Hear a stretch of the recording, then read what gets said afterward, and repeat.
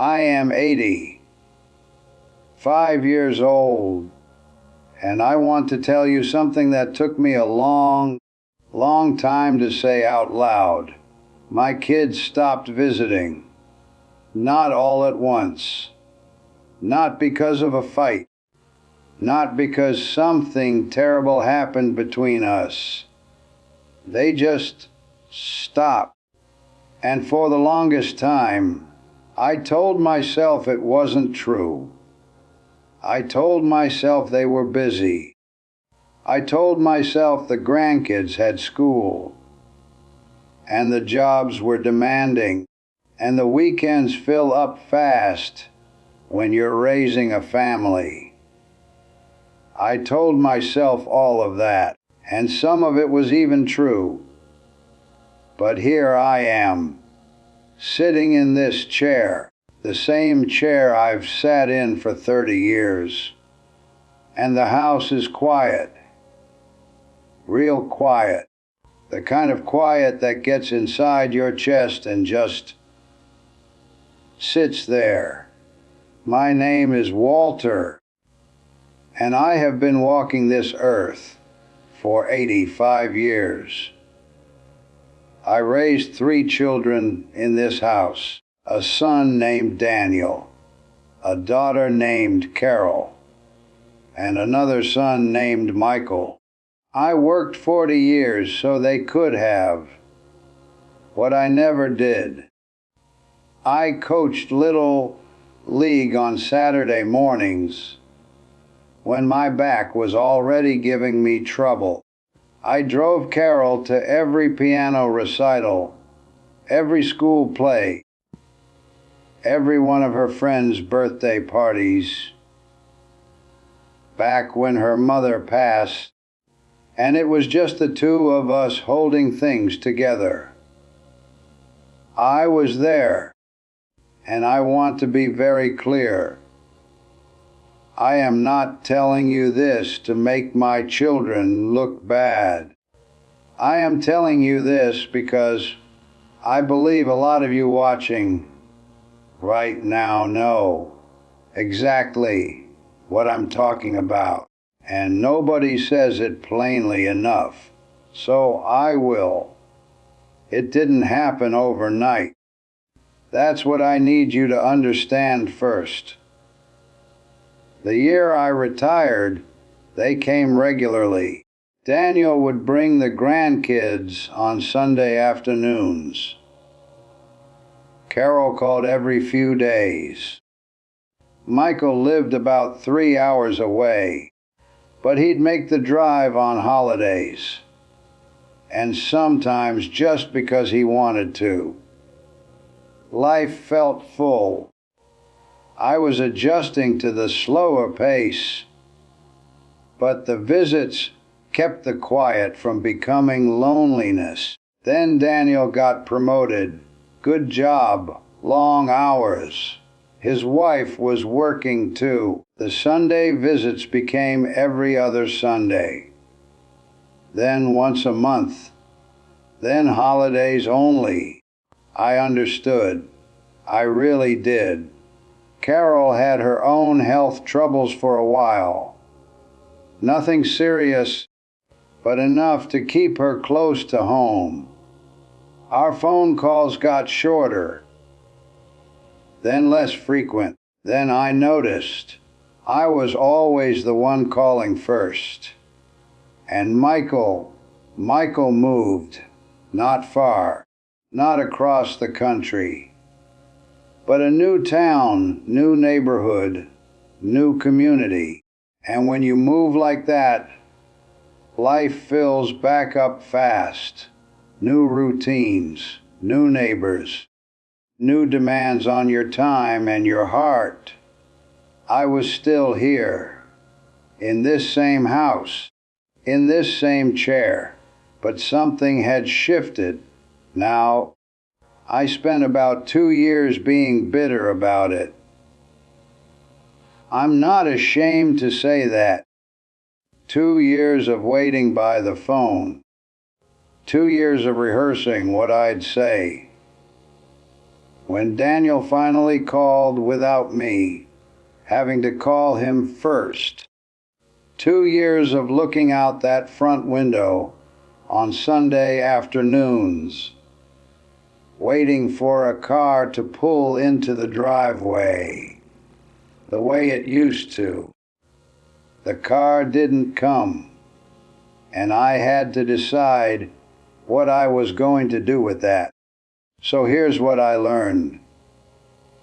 Not because I have it all figured out. Lord knows I don't. But I've been sitting with this long enough now to say something honest. Something that might help you if you're going through the very same thing. Someone, they didn't stop loving you. Life just got louder. The first thing I had to accept was also the hardest thing. They didn't stop loving me. Life just got louder than I was. I watched Daniel with his kids one afternoon. Watched him coach Little League on a Saturday morning, just like I used to do. And I had to stop myself because I recognized what I was seeing. He is me.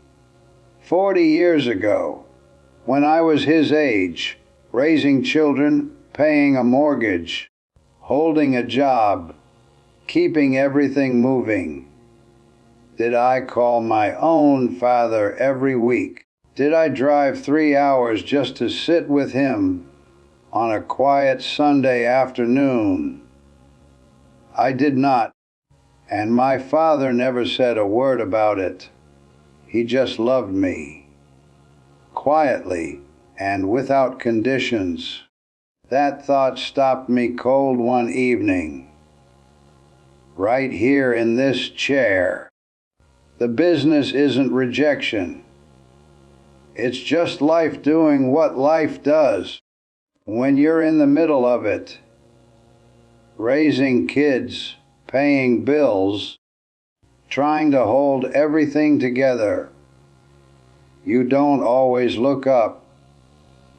You just keep moving forward. The people left behind feel it deeply. But the people moving forward aren't trying to leave anyone behind. They're just moving. I had to let that land before anything else could reach me. Before I go any further, if any of this is sitting close to your heart right now, I want you to drop a comment below. Just say, I hear you, Walter, because I know some of you have been carrying this a long time, and you don't have to carry it alone. And if this kind of honest, plain, talking conversation is what you've been looking for, go ahead and subscribe. I'm not here to make things sound prettier than they are. I'm here to tell you the truth. Liaison too. The phone works both ways, but so does pride. I want to talk about something I didn't want to admit for a long time. For those 2 years, I waited. I waited for them to call first. I kept score in my head. Who called last? Who visited last? Who remembered my birthday without being reminded? And that silent scorecard was eating me alive. One afternoon, my neighbor Harold came over for coffee.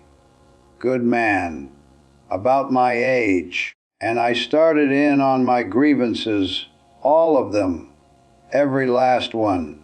He listened. Patient man, he always was. And when I finally finished, he set his coffee cup down real slow and said, Walter, Are you waiting to be loved? Or are you choosing to love? I didn't have an answer for that. Not right then. But I thought about it for weeks. And I realized I had been waiting. Just waiting to be chosen. Waiting for them to prove something to me. Waiting for life to rewind back to the way things were. Like it was still 1987 and everyone was still around the dinner table. It wasn't going to rewind. Liaison 3. Lower your expectations. Not because you deserve less, because you deserve peace. Now this one is going to sting a little. I know it did for me. I had a picture in my head, the way retirement was supposed to look. Sunday dinners, grandchildren running through the backyard, my kids, grown and successful and grateful, sitting around the table the way we used to when they were young. That was the picture, and I held on to that picture so long and so tight that real life couldn't ever compete with it. My son Daniel called me one evening, actually called me first, which I noticed right away, and asked if he could stop by on a Saturday. Not Sunday, Saturday. And my first thought, God forgive me, was disappointment. Because in my picture, it was always Sunday. It was always that specific version of how things used to be. He came over anyway. We sat on the porch. We talked for 3 hours about his job, about the grandkids, about a fishing trip he'd been thinking about planning. It was a real good afternoon, one of the better ones I'd had in a long while. But I almost ruined it before it even started, because it didn't look exactly the way I expected it to look. When I started letting go of the picture, releasing that fixed idea of how things were supposed to be, I started actually seeing what was there in front of me. And what was there was still love, still my son, still my family. It just looked different than it used to. Lower your expectations, not because you deserve less than what you had, but because the picture you're holding on to may be the very wall standing between you and what you actually still have. Liaison 4. Your independence is your dignity. Don't trade it away for pity. Now here is the one I want you to hold onto most carefully. When the visits stopped coming as regular, my first instinct was to make myself seem smaller, more fragile, easier to feel sorry for. I started mentioning the H in my hip more than I needed to. I let it slip that the house was getting harder to keep up. I reminded them gently and often that I was getting older and that things weren't easy. I wasn't lying. Every bit of that was true. But I was using my age and my frailty as a way to pull them back, and I am not proud of that. Here's what I've come to believe after all these years. Nothing pushes your grown children away faster than feeling like every single visit is an obligation, like they're coming out of duty instead of love, and nothing pulls them back more naturally than seeing their father still standing on his own 2 feet, still interested in the world, still with something to say. My neighbor's daughter told me once, "I love visiting my dad because he always has something going on. He's got opinions. He's got projects. He's still himself." That hit me hard. So I made a decision. I was going to live like a man with a life, not like a man waiting to be remembered. I started walking every morning, not far, just around the block and back. I got back into woodworking, something I hadn't done since my 50s. I started reading again, real books, history mostly. I found a card game at the community center on Thursday afternoons with a group of folks about my age. I gave myself things to talk about when the kids did call, and something shifted. The calls got a little longer. Daniel started asking about the birdhouse I was building. Carol wanted to know how my Thursday games were going. Michael started sending me little jokes by text. Nothing deep, nothing long, but something. A little something each week. I was still their father, not their obligation, not their burden, their father. There is a difference between those things, and that difference matters more than almost anything I could tell you today. Lesson 5. Forgive them for being human. I don't want to close this without saying one more thing. I forgave my children, not in a dramatic way, not in a sit-down conversation full of tears and apologies and things left too long unsaid, just quietly, in my own heart. One ordinary morning, while I was drinking my coffee and looking out the kitchen window at the backyard, I decided I was done being hurt. Not because they didn't deserve some accountability.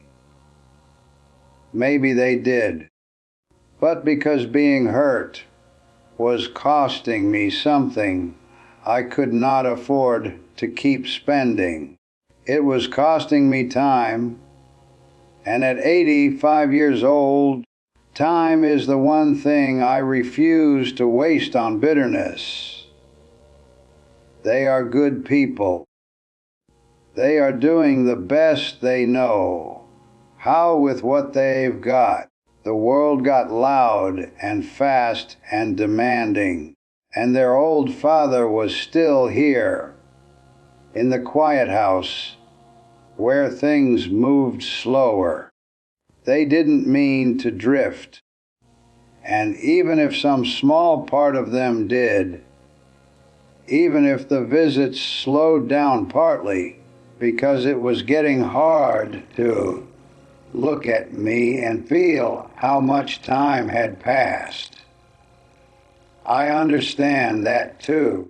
It is hard to watch your parents get old. I watched mine. I know exactly what that feels like. That mix of love and grief and guilt all folded together. So I forgave them.